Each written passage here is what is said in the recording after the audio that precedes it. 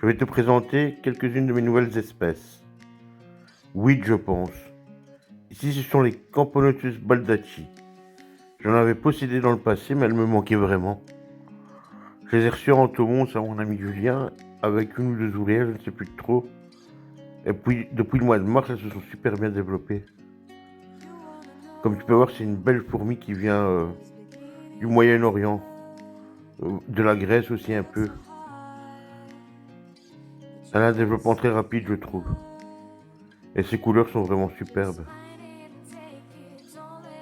Je les maintiens à 27-28 degrés. Le tube est sec et ça leur convient très bien. Nous allons passer à la prochaine espèce. Celle-ci m'a été envoyée par Antenco. C'est une Camponotus zonatus qui vient d'Amérique du Sud.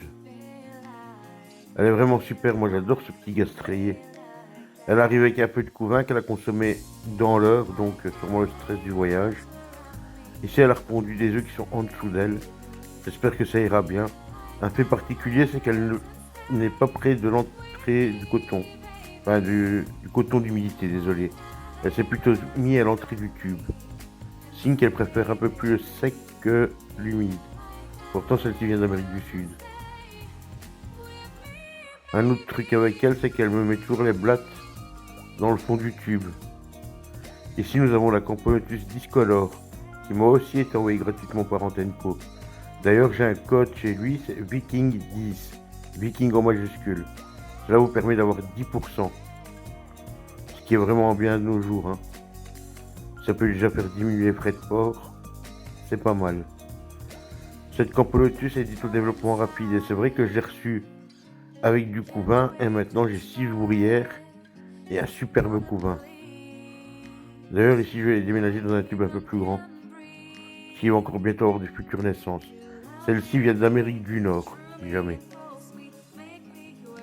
Nous allons passer à ma nouvelle pépite. Opistopsis rufithorax. C'est vraiment une magnifique espèce. Ça s'appelle les Straub Hans. Moi, j'ai reçu avec un très beau couvain de la part de la fourmi gauloise. Et franchement, c'est superbe. D'ailleurs, c'est vraiment quelqu'un à qui on peut faire confiance pour acheter des fourmis, etc. Il s'en occupe toujours super bien. Il n'y a pas de problème avec ça. Ici, j'ai eu mes premières naissances, 2 ouvrières, j'en ai d'autres qui arrivent. Intéressant ou pas à savoir, c'est qu'elles m'ont fait des nymphes nues. Et celles-ci sont quand même nées. Pourtant, elles ont un peu de sable pour tisser, mais ça n'a pas fonctionné. La prochaine espèce est une Camponotus USA02, qui vient de chez Julien. J'avais un peu plus d'ouvrières, mais elles m'ont mis une blague dans le fond du coton qui a moisi, et je pense que ça n'allait vraiment pas pour elles. J'ai perdu 3 ouvrières, mais comme on peut voir, la reine a répondu. J'ai un futur média qui arrive déjà, c'est très tôt pour elle. Et une autre ouvrière, donc du coup, elle est relancée. Et elle m'a fait vraiment une belle grappe d'œufs. C'est vraiment une espèce que j'affectionne. J'en ai eu 2 fois. 2 fois où je les ai vendus et là je les regrettais vraiment. Donc j'en ai repris une pour moi l'élever et la faire prospérer. Celle-ci vient aussi d'Amérique du Nord. La prochaine espèce est Camponotus vestitus. Si vous vous rappelez, à l'époque j'avais une grosse colonie. Mais vers la fin de sa vie, parce que oui, elle a décimé, elle ne me faisait plus que des princes, la reine. Donc je pense qu'elle avait vidé sa spermathèque. J'espère que celle-ci prospérera bien plus longtemps, parce que c'est vraiment une superbe espèce qui nous vient d'Afrique. Elle a les couleurs rouges et dorées, ça donne super bien franchement. On voit un peu moins bien en vidéo, mais en réalité, ça donne extrêmement bien. C'est une espèce qui se développe très vite, qui est très gourmande et qui n'a pas peur. Si j'ouvre le tube, elles essayent de m'attaquer.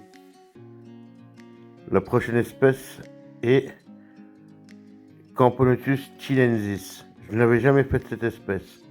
Je l'ai reçue aussi de chez Julien avec deux ouvrières, je pense. Ici, elles sont 5 ou 6 et un très beau couvain. Vraiment un très beau couvain. C'est une espèce assez sympa, fort similaire à Cinctellus, je dirais. D'ailleurs, j'ai une colonie de Cinctellus qui a explosé. Mais ça, je vous le montrerai dans d'autres vidéos. Désolé si je prends du temps à faire mes vidéos, mais il y a des événements dans ma famille, etc. qui font que je n'en dirai pas plus.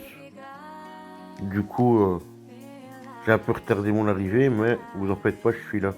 Et si la qualité d'image n'est pas encore exceptionnelle, c'est parce que je viens d'acquérir un nouveau téléphone. C'est le temps de m'adapter à celui-ci. Même si je trouve que c'est déjà très bien ce que j'ai pu faire avec celui-là. Ici, nous avons une endémique de France, la Crématogaster scutellaris. Une espèce que j'adore aussi. J'avais une grosse colonie que j'avais donnée ou échangée avec la fourmi gauloise, je sais plus trop les termes. Et au final, on est repris une parce que j'aime vraiment bien.